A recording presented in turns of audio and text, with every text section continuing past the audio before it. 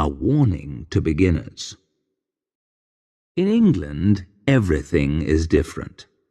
You must understand that when people say England, they sometimes mean Great Britain, England, Scotland and Wales, sometimes the United Kingdom, England, Scotland, Wales and Northern Ireland, sometimes the British Isles, England, Scotland, Wales, Northern Ireland and the Republic of Ireland, but never just England. On Sundays in Europe, the poorest person wears his best clothes and the life of the country becomes happy, bright and colourful. On Sundays in England, the richest people wear their oldest clothes and the country becomes dark and sad. In Europe, nobody talks about the weather. In England, you have to say, "Nice day, isn't it?" about 200 times every day, or people think you're a bit boring. In Europe, you get Sunday newspapers on Monday. In England, a strange country, you get Sunday newspapers on Sunday. On a European bus, the driver uses the bell if he wants to drive on past a bus stop without stopping. In England, you use the bell when you want the bus to stop. In Europe, people like their cats, but in England, they love their cats more than their family. In Europe, people eat good food. In England, people think that good manners at the table are more important than the food you get to eat. The English eat bad food, but they say it tastes good. In Europe, important people speak loudly and clearly. In England, they learn to speak slowly and quietly so you cannot understand them. In Europe, clever people show that they are clever by talking about Aristotle, Horace and Montaigne. In England, only stupid people try to show how clever they are. The only people who talk about Latin and Greek writers are those who have not read them. In Europe, almost every country, big or small, fights wars to show they are the best. The English fight wars against those people who think they are the best. The English already know which country is really the best. Europeans cry and quickly get angry. Instead of this, the English just laugh quietly at their problems. In Europe, people are either honest with you or they lie to you. In England, people almost never lie, but they are almost never quite honest with you either. Many Europeans think that life is a game. The English think cricket is a game. Introduction. This part of the book tells you how to introduce people to other people. Most importantly, when you introduce strangers, do not say their name so that the other person is able to hear it. Usually this is not a problem because nobody can understand your accent. If somebody introduces you to a stranger, there are two important rules to follow. 1. If he puts out his hand to shake yours, do not take it. Smile and wait. When he stops trying to shake your hand, try to shake his. Repeat this game all afternoon or evening. Quite possibly, this will be the most amusing part of your afternoon or evening. 2. The introductions are finished and your new friend asks if you are well. How do you do? But do not forget, he does not really want to know.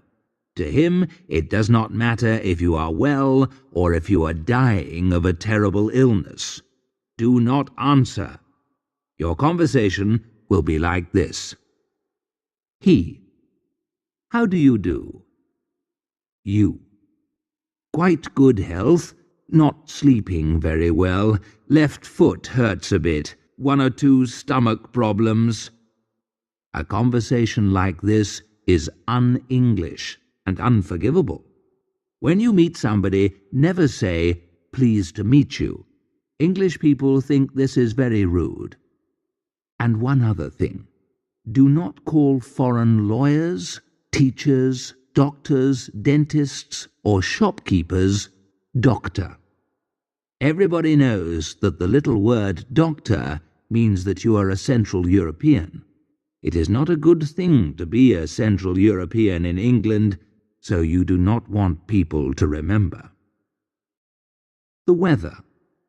This is the most important subject in the land. In Europe, people say, "He is the type of person who talks about the weather," to show that somebody is very boring. In England, the weather is always an interesting, exciting subject, and you must be good at talking about it. Examples for conversation. For good weather. Nice day, isn't it? Isn't it beautiful? The sun, isn't it wonderful? Yes, wonderful, isn't it? It's so nice and hot. I think it's so nice when it's hot, isn't it? I really love it, don't you? For bad weather. Terrible day, isn't it?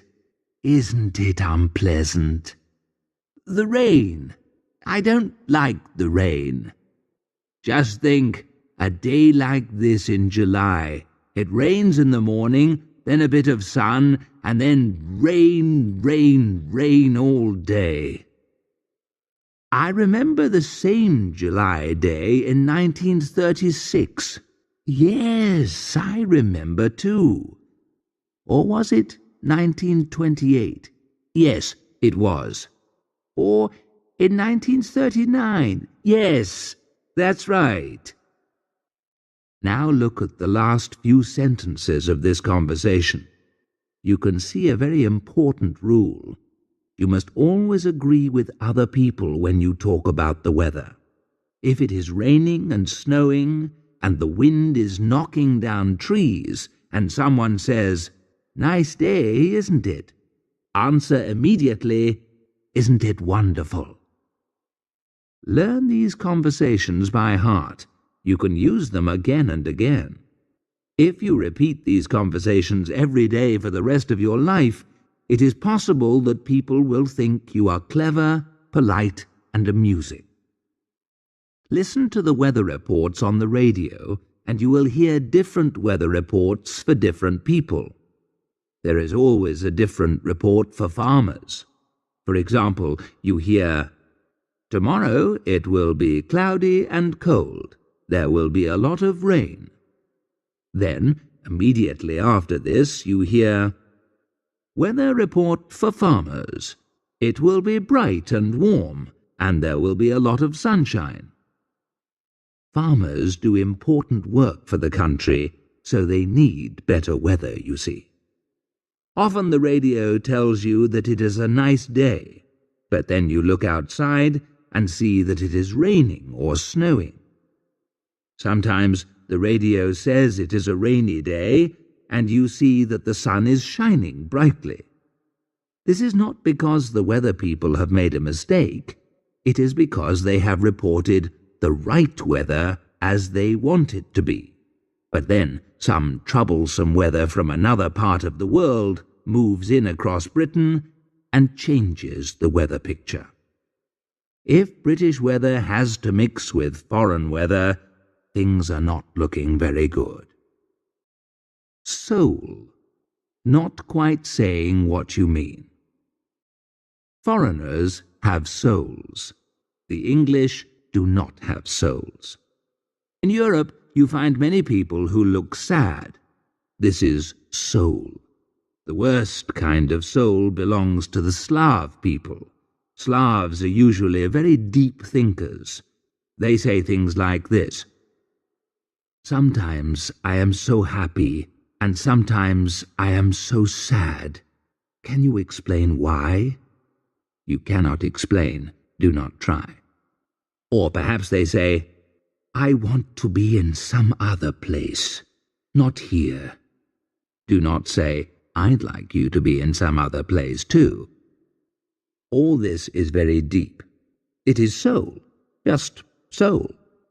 But the English have no soul.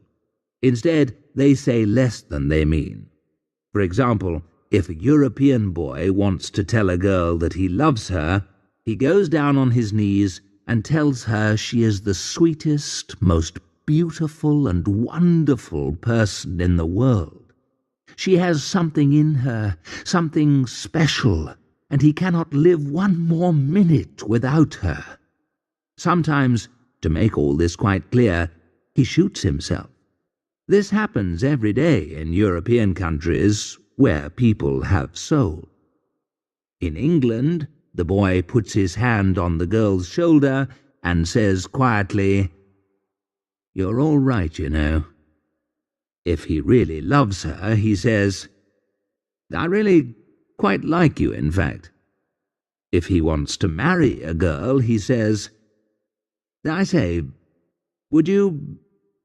If he wants to sleep with her, "I say, shall we..." Tea. Tea was once a good drink. With lemon and sugar it tastes very pleasant. But then the British decided to put cold milk and no sugar into it. They made it colourless and tasteless.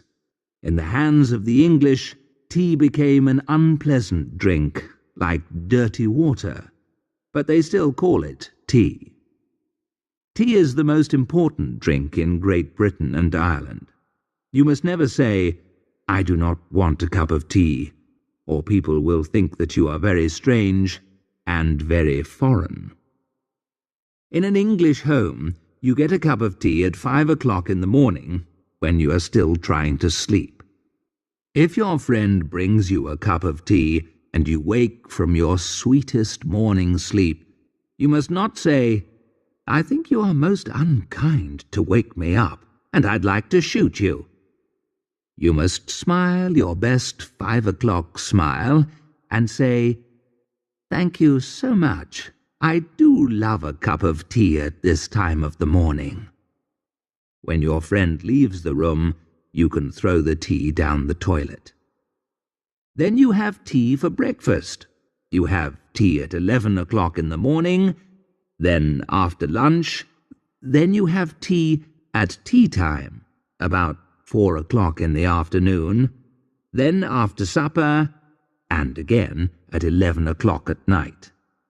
You must drink more cups of tea if the weather is hot, if it is cold, if you are tired, if anybody thinks you are tired, if you are afraid, before you go out, if you are out, if you just have returned home, if you want a cup, if you do not want a cup, if you have not had a cup for some time, if you have just had a cup. You must not follow my example. I sleep at 5 o'clock in the morning. I have coffee for breakfast. I drink black coffee again and again during the day. I drink strange and unusual teas with no milk at tea time.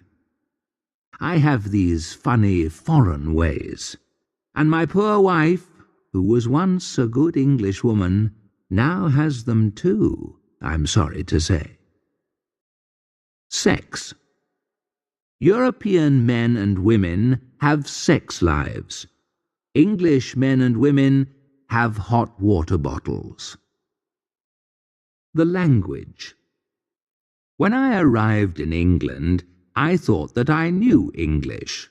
After I'd been here an hour, I realized I did not understand one word. In my first week, I learned a little of the language, but after 7 years, I knew that I could never use it really well. This is sad, but nobody speaks English perfectly. Remember that those 500 words the ordinary Englishman uses most are not all the words in the language. You can learn another 500 and another 5,000 and another 50,000 words after that, and you will still find another 50,000 you have never heard of. Nobody has heard of them. If you live in England for a long time, you will be very surprised to find that the word nice is not the only adjective in the English language. For the first 3 years, you do not need to learn or use any other adjectives. You can say that the weather is nice, a restaurant is nice, Mr. So-and-so is nice, Mrs. So-and-so's clothes are nice, you had a nice time, and all this will be very nice. You must decide about your accent. You will have your foreign accent, all right, but many people like to mix it with another accent. I knew a Polish Jew who had a strong Yiddish-Irish accent. People thought he was very interesting.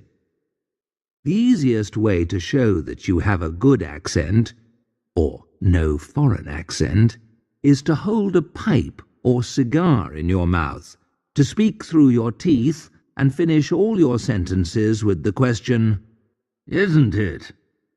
People will not understand you, but they will think that you probably speak very good English. Many foreigners try hard to speak with an Oxford accent. The city of Oxford has a famous university. If you have an Oxford accent, people think that you mix with clever people and that you are very intelligent. But the Oxford accent hurts your throat and is hard to use all the time. Sometimes you can forget to use it, speak with your foreign accent, and then where are you? People will laugh at you. The best way to look clever is to use long words, of course. These words are often Old Latin and Greek words, which the English language has taken in. Many foreigners have learned Latin and Greek in school, and they find that A. It is much easier to learn these words than the much shorter English words. B. These words are usually very long and make you seem very intelligent when you talk to shopkeepers and postmen. But be careful with all these long words. They do not always have the same meaning as they once had in Latin or Greek.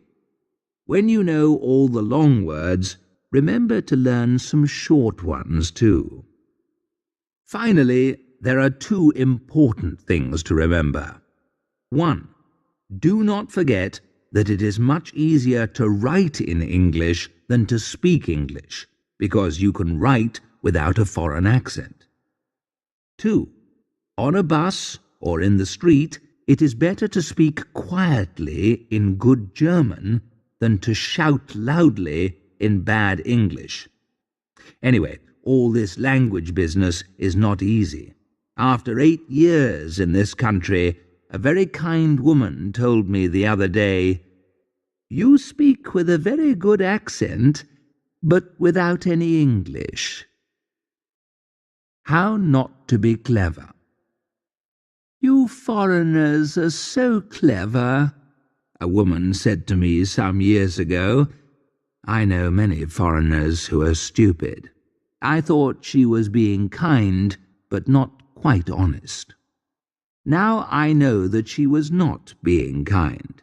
These words showed that she did not like foreigners. Look at the word clever in any English dictionary.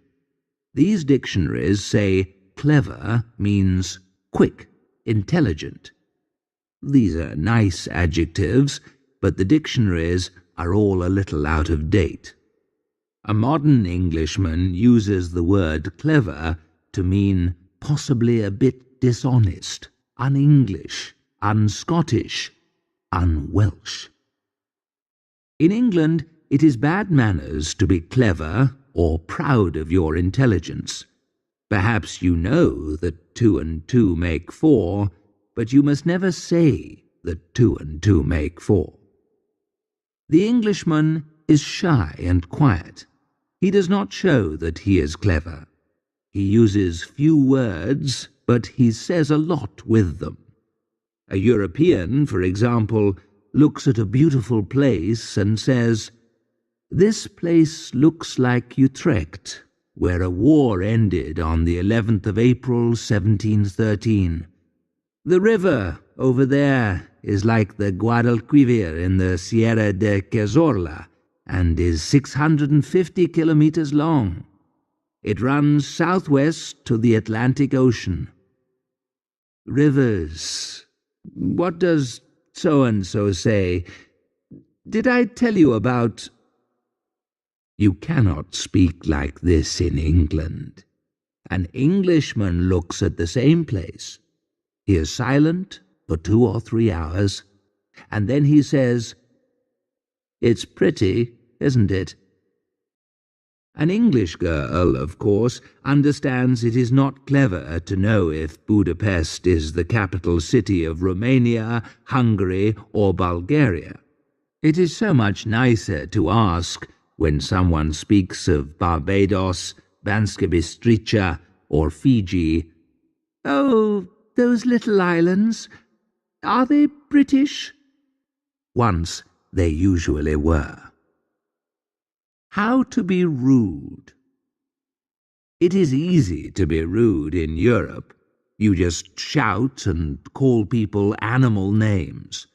To be very rude, you can make up terrible stories about them. In England, people are rude in a very different way. If somebody tells you an untrue story in Europe, you say, "You are a liar, sir." In England, you just say, "Oh, is that so?" Or, "That's quite an unusual story, isn't it?" A few years ago, when I knew only about 10 words of English and used them all wrong, I went for a job. The man who saw me said quietly, "I'm afraid your English is a bit unusual." In any European language, this means, "Kick this man out of the office." 100 years ago, if somebody made the Sultan of Turkey or the Tsar of Russia angry, they cut off the person's head immediately. But when somebody made the English Queen angry, she said, "Are not amused." And the English are still, to this day, very proud of their Queen for being so rude. Terribly rude things to say are, "I'm afraid that... how strange that..." and "I'm sorry, but..." You must look very serious when you say these things. It is true that sometimes you hear people shout, "Get out of here!" or "Shut your big mouth!" or "Dirty pig!" etc. This is very un-English. Foreigners who lived in England hundreds of years ago probably introduced these things to the English language. How to compromise. For the British, compromise is very important. Compromise means that you bring together everything that is bad.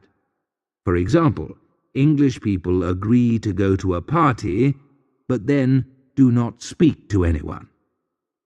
In an English house, you can see that the English compromise. It is all right for their houses to have walls and a roof, but they must be as cold inside as the garden outside. It is all right to have a fire in an English home, but if you sit in front of it, your face is hot, but your back is cold. It is a compromise. It answers the problem of how to burn and catch a cold at the same time. In an English pub, you can have a drink at 5 minutes after 6, but you cannot have a drink at 5 minutes before 6. This is a compromise. To drink too much between 3 o'clock and 6 o'clock in the afternoon, you must stay at home. The English language is a compromise between sensible, easy words and words which nobody understands. A visit to the cinema is a compromise. You must queue uncomfortably for 3 hours to get inside the cinema so that you can be comfortable for 1 hour during the film. English weather is a compromise between rain and snow. In fact, almost everything about life in England is a compromise. To be a hypocrite.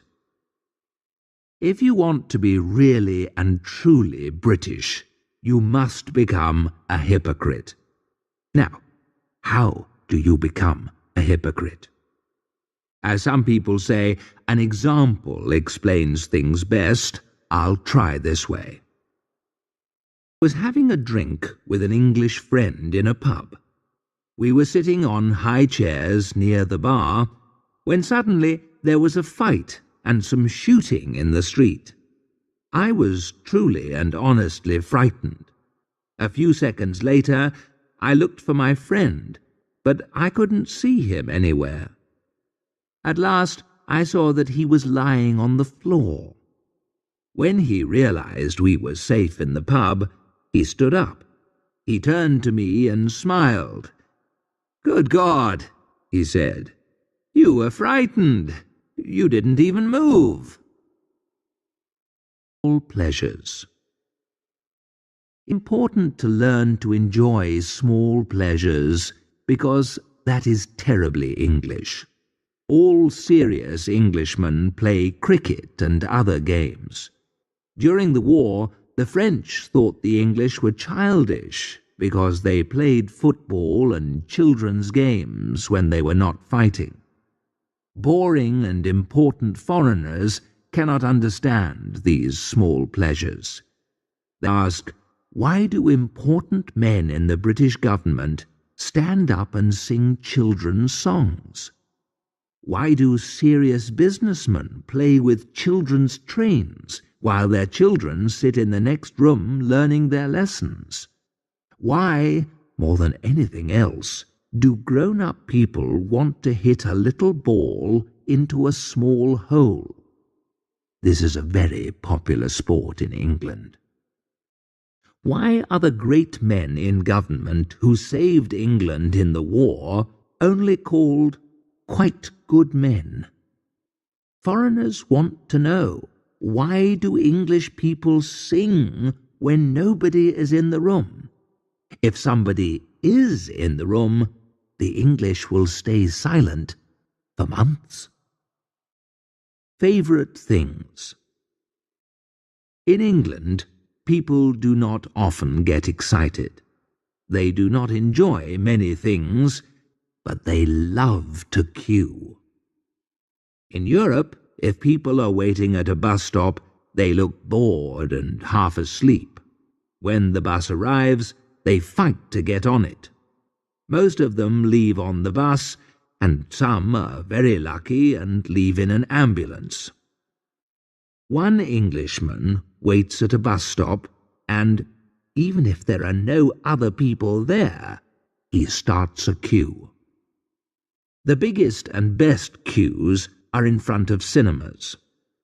These queues have large cards that say, "Queue here for 4 shillings and 6pence. Queue here for 9 shillings and 3pence. Queue here for 16 shillings and 8pence. Nobody goes to a cinema if it does not have cards telling customers to queue. At weekends, an Englishman queues up at the bus stop, travels out to Richmond, queues up for a boat, then queues up for tea, then queues up for ice cream, then queues up some more, because it is fun, then queues up at the bus stop when he wants to go home. He has a very good time. Many English families spend pleasant evenings at home just by queuing for a few hours.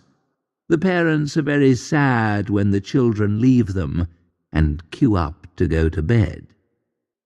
Remember, if you go for a walk with a friend in England, don't say a single word for hours. If you go for a walk with your dog, talk to it all the time. A Bloomsbury intellectual. Bloomsbury intellectuals do not want to look like each other, so they all wear the same clothes. Brown trousers, yellow shirt, green and blue jacket. They also like purple shoes. They choose these clothes very carefully to show that they do not think clothes are important. It is terribly important that the BI always has a 3-day beard because shaving is only for ordinary people. Some BIs think washing is only for ordinary people too. At first, it is quite difficult to shave a 4-day beard so that it looks like a 3-day beard, but with practice, a BI can always have a perfect 3-day beard. To be a Bloomsbury intellectual, you must be rude, because you have to show day and night that the silly little rules of the country are not meant for you. If you find it too difficult to stop being polite, to stop saying hello and how do you do and thank you, etc., then go to a Bloomsbury school for bad manners. There you can learn to be rude. After 2 weeks, you will not feel bad if, on purpose, you stand on the foot of somebody you do not like as you get on the bus. Finally, remember the most important rule. Always be different. Only think and talk about new ideas. This is not difficult. Just think and talk about the same new ideas that other Bloomsbury intellectuals think and talk about. Mayfair Playboy. Put the little word D in front of your name. This makes people think that you are important. I knew a man called Leo Rosenberg from Graz who called himself Lionel de Rosenberg, and everyone thought he was an Austrian prince. Understand that the most important thing in life is to have a nice time, go to nice places, and meet nice people. Now, to have a nice time, you must drink too much. Nice places are great hotels and large houses with a lot of music and no books. Nice people say stupid things in good English. Unpleasant people say clever things with a bad accent. In the old days, the man who had no money was not a gentleman. Today, in Mayfair, things are different. A gentleman can have money or borrow money from his friends. The important thing is that even if he is very poor, he must not do useful work. Always laugh if someone says something amusing. Be polite, but do not be serious. Laugh at everything that you are not intelligent enough to understand. Don't forget that your clothes, your trousers, ties, and shirts are the most important things in your life. Always be drunk after 6:30 p.m. How to be a filmmaker. To become a really great British filmmaker, you need to have a little foreign blood in you. The first thing a British filmmaker wants to do is to teach Hollywood how to make good films. To do this, you must not try to make films about American subjects. Here is the subject for an American film. Do not use it. A young man from Carthage, Kentucky, who can sing beautifully, goes to town. After many difficulties, he becomes New York's most famous singer. At the same time, he falls in love with a poor girl who works in a local shop. She is very beautiful, but nobody knows that she also has the best voice in the city. She helps her lover when she sings a song in his theatre in front of 6 million people. The young and very famous singer marries the girl. Here is an example of a serious and deep American film. A happy but very poor young man in New Golders Green, Alabama, becomes very rich selling thousands of machines to other poor people. The richer he becomes, the more unhappy he is. Everybody knows that money cannot make you happy. It is better to be poor and have no job. The young man buys 7 big cars and 3 aeroplanes and becomes more unhappy. He builds a large and beautiful house and is very, very unhappy. When the woman he has loved for 15 years finally says she will marry him, he cries for 3 days. This story is very deep. It has soul. To show the film has soul, the cameraman takes interesting and surprising pictures of the film stars. He takes photographs of the bottom of their feet and the tops of their heads. Everybody is happy with this new way of making films and thinks that the filmmaker is very clever. English filmmakers are different. They know that not all the people who watch films are stupid, and some of them can enjoy intelligent films. Here are some important rules you must remember if you want to make a really and truly British film. 1. The famous writer, Mr. Noel Coward, says that he met a man who once saw a Cockney. Cockneys are people who were born in the east of London. They cannot speak good English, and they cannot say the letter H, but they are kind and have big hearts. Now all good people in films are Cockneys, and every British film must have a Cockney. 2. Nothing is too good for a British filmmaker. He must have the best. I have heard of a man, I do not know if this story is true, but it shows how British filmmakers work, who made a film about Egypt. He built a sphinx in England.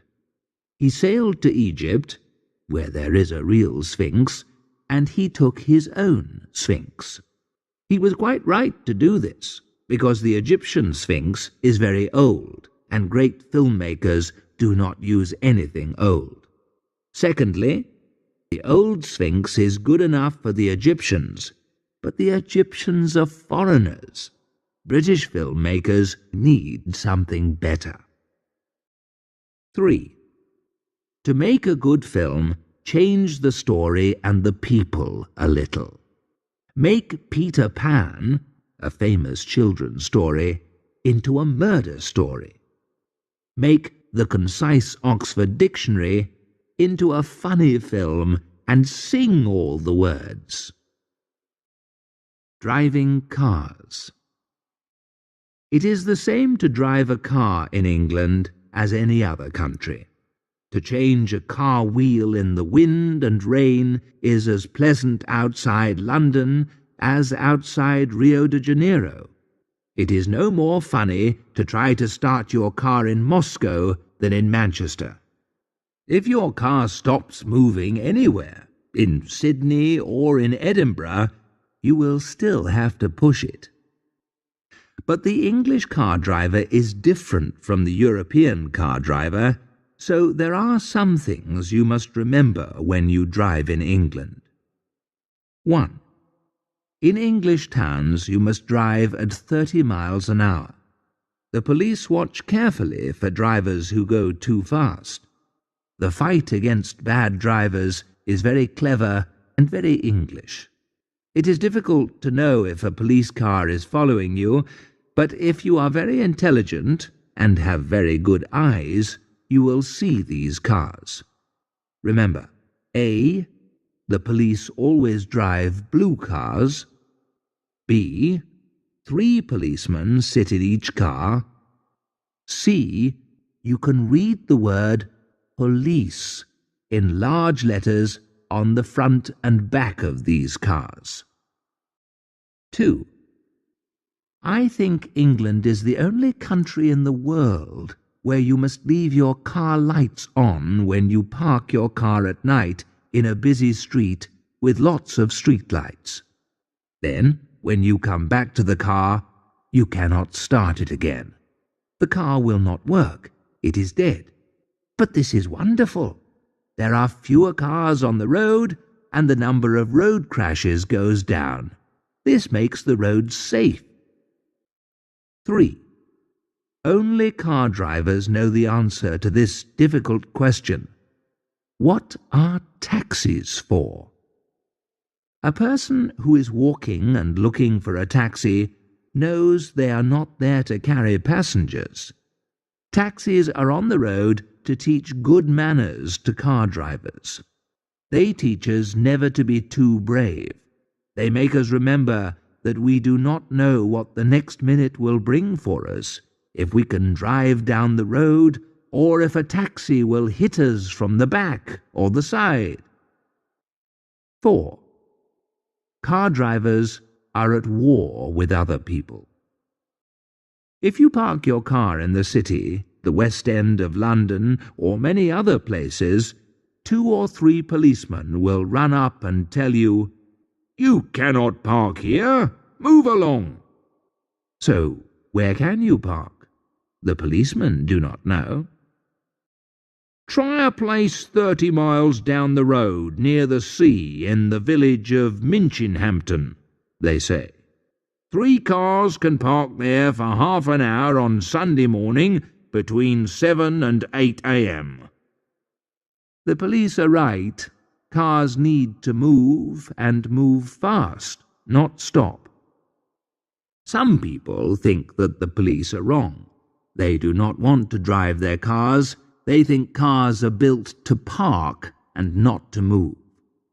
These people drive out of central London to the great park Hampstead Heath, or to the river at Richmond on a beautiful sunny day.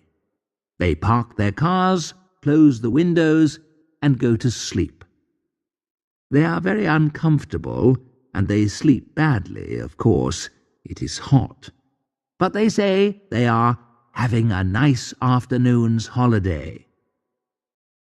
3 games for bus drivers.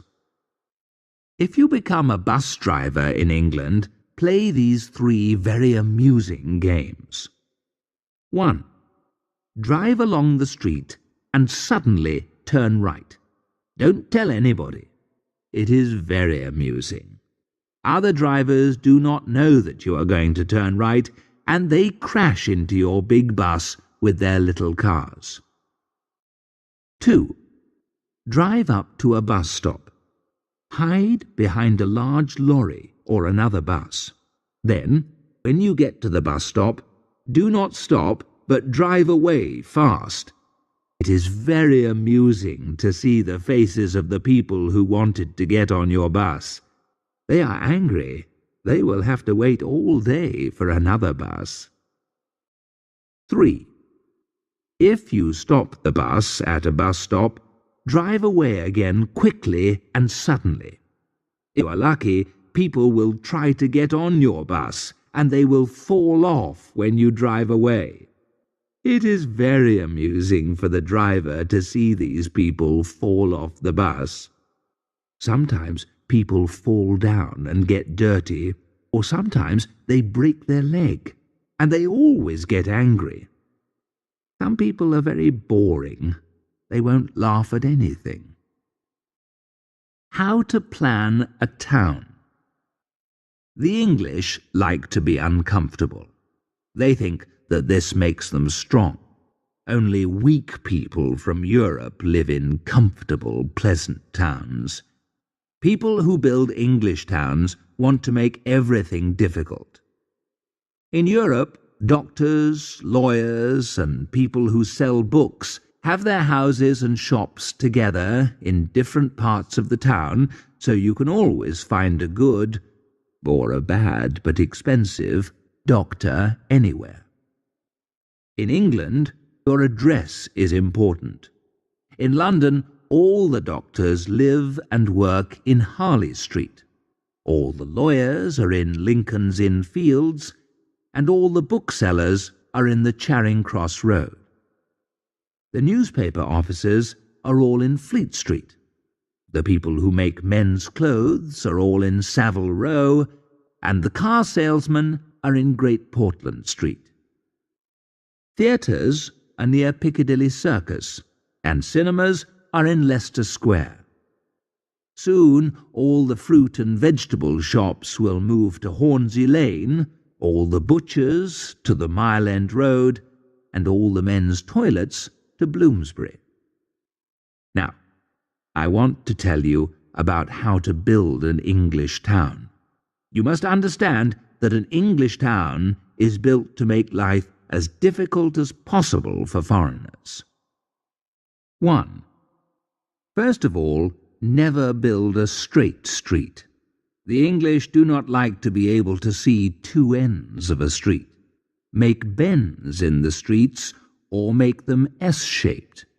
The letters L, T, V, Y, W, and O also make good shapes for streets. It would please the Greeks if you built a few phi or beta-shaped streets. Maybe you could build streets like Russian or Chinese letters too. 2. Never build all the houses in a street in a straight line. The British are free people, so they are free to build their houses in circles. 3. Make sure that nobody can find the houses. European people put the numbers 1, 3, 5, 7 on one side of the street and 2 or 6, 8 on the other side of the street. The small numbers always start from the north or west. In England, they start the numbers at one end of the street, then suddenly stop and continue the numbers on the opposite side, going back the other way. You can leave out some numbers, and you can continue the numbers in a side street. You can also give the same number to 2 or 3 houses. And you can do more. Many people do not have numbers on their houses. Instead, they give their houses names. It is very amusing to go to a street with 350 houses and to look for a house called The House. Or you can visit a house called Orange Tree House and find that there are 3 apple trees in the garden. 4. If the road bends, give a different name to the second part of it. But if it bends a lot, so it is really 2 different streets, you can keep the same name.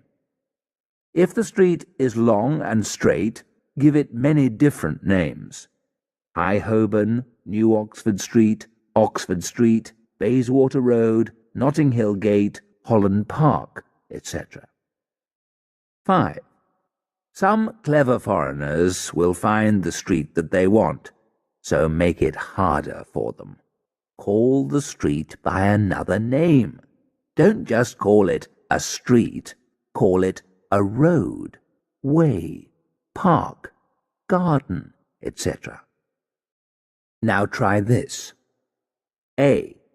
Put all the streets with the same name in the same part of town.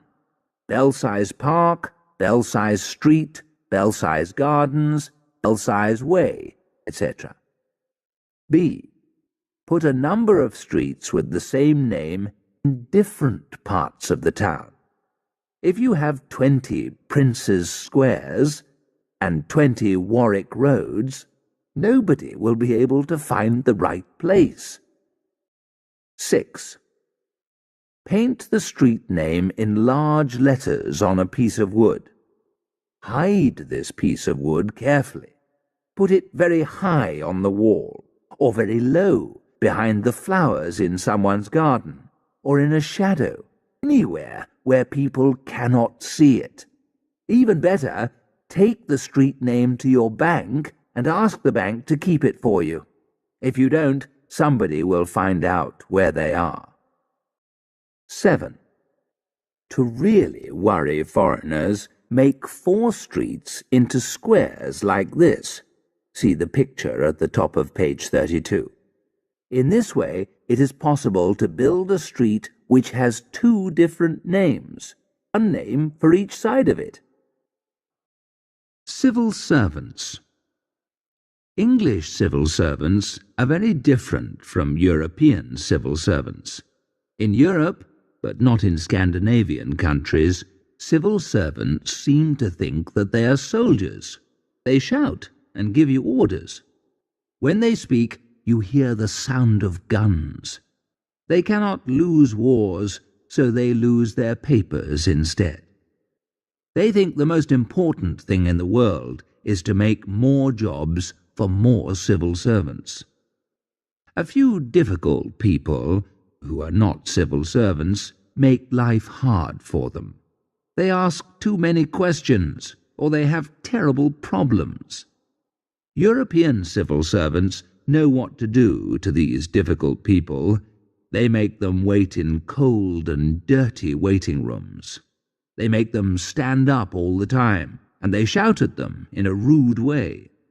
If a difficult person asks for something, the civil servant always smiles happily and says no. Sometimes European civil servants play this clever little game. A difficult person goes to a civil servant's office on the 3rd floor and asks a question. "I don't know," the civil servant says. "Go and ask the civil servant in the office on the 5th floor." The difficult person goes to the office on the 5th floor and asks the question again. "I don't know," the civil servant on the 5th floor says. "Go to the office on the 2nd floor."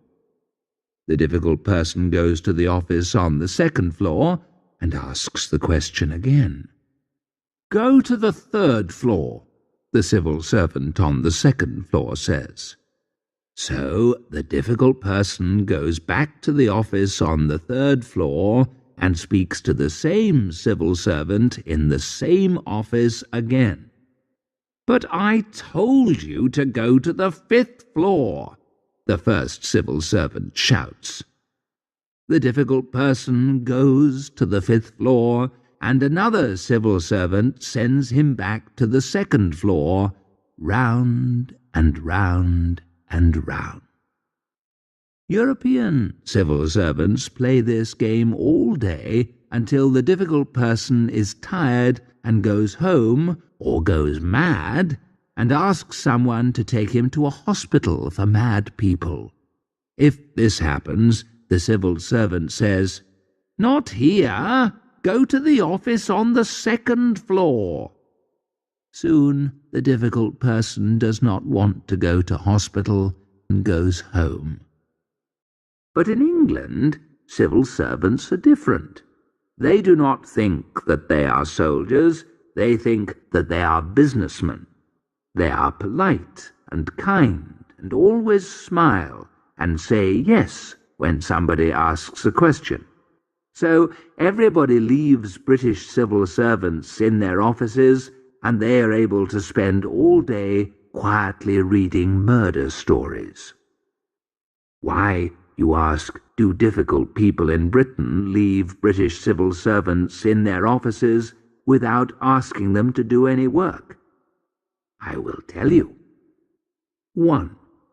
British civil servants write and speak a language that nobody understands. 2. Civil servants never decide anything.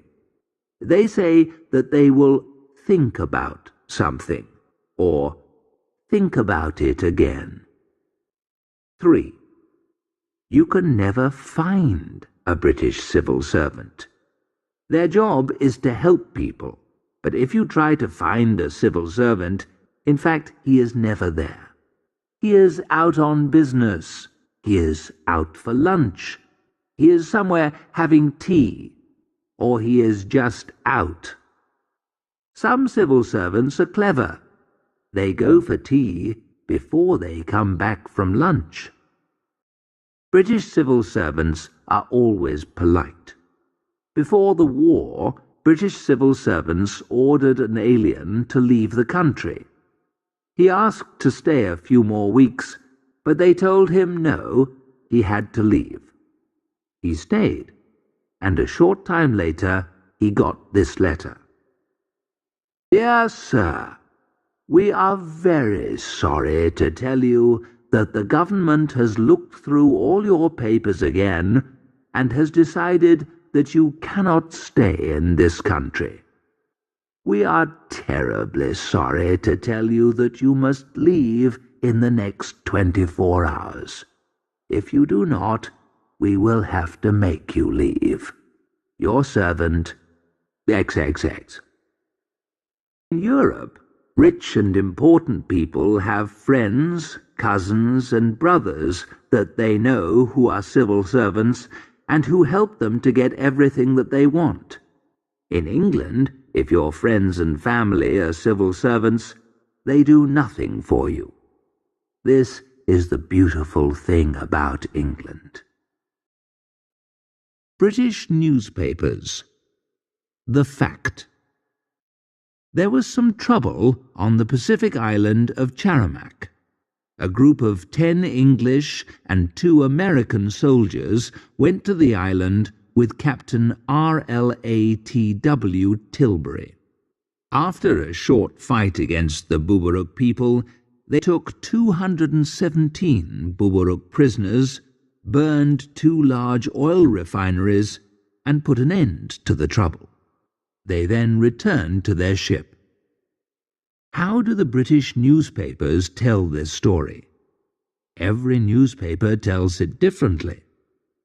The Times, one of Britain's greatest, most famous newspapers.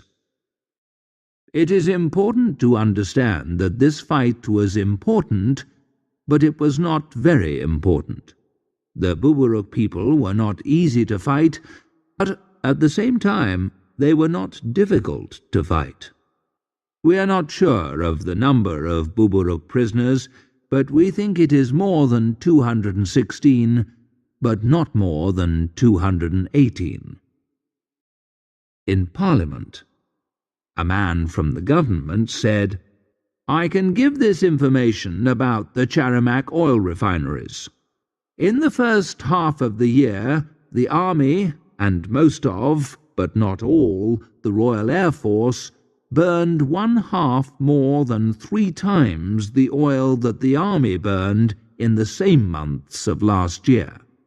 This is 7.5 times more than the 2/5 that they burned 2 years ago, and 3/4 more than 12 times 1/6 that they burned 3 years ago. Someone jumped to his feet and asked if the government knew that the British people were worried and angry because the army went into Charamac but not into Ragamac. The government speaker said, I have nothing to say about that, sir. I said everything when I spoke on the 2nd of August, 1892. Evening Standard, a London evening newspaper. The most interesting thing about the fight on Charamac is Reggie Tilbury. He is the 5th son of the Earl of Bayswater. He went to Oxford University and is good at several sports. When I talked to his wife, Lady Clarice, the daughter of Lord Ellison, today, she wore a black suit and a small black and yellow hat. She said Reggie was always very interested in war. Later she said, it was very clever of him, wasn't it? Perhaps you decide to write a letter to the Times about all this. Sir, about the fight on Charamac. The great English writer John Flatt lived on Charamac in 1693. When he was there, he wrote his famous book, The Fish. Yours, etc. The next day you will see this answer. Sir, I am very pleased Mr. wrote about John Flatt's book, The Fish. I write to tell you that many people, like Mr. think John Flatt wrote The Fish in 1693. He started the book in 1693, but he only finished it in 1694. write for an American newspaper, you just say this: The Oklahoma Sun. Americans win the war in the Pacific Ocean. If naturalized. The verb to naturalize shows that you must become British to be a natural person. Look at the word natural in a dictionary. It means real. So, if you are not naturalized, you are not a real person. To become a real person, you must become British. You must ask the British government to make you British. Government can say yes, or it can say no. If the government says yes and you become British, you must change the way that you think and live. You must not say the things that you think, and you must look down on everything that you really are, an alien. You must be like my English friend Gregory Baker. He is an English lawyer. He looks down on these people: foreigners, Americans, Frenchmen, Irishmen, Scotsmen, Welshmen, Jews, workers, poor people, businessmen, writers, women, lawyers who are too rich, lawyers who are too poor. He does not like his mother because she is a good businesswoman. He does not like his wife because he does not like her family, and he does not like his brother because he is a soldier. Gregory does like his 7-year-old son because their noses are the same shape. If you are naturalized, remember: 1. You must eat porridge for breakfast and say that you like it. 2. Speak English all the time, even with other aliens. Do not speak the language of the country you came from. It is very un-English to understand or speak another language. If you must speak French, which is not too bad, then only speak it with a very bad accent. 3. Change your library at home. Only read books by English writers. Throw out famous Russian writers and buy books about English birds. Throw out famous French writers and read The Life of a Scottish Fish instead. 4. When you talk about the English, always say we. Be careful. I know a naturalized British man who repeated "we Englishmen" when he was talking to another young man.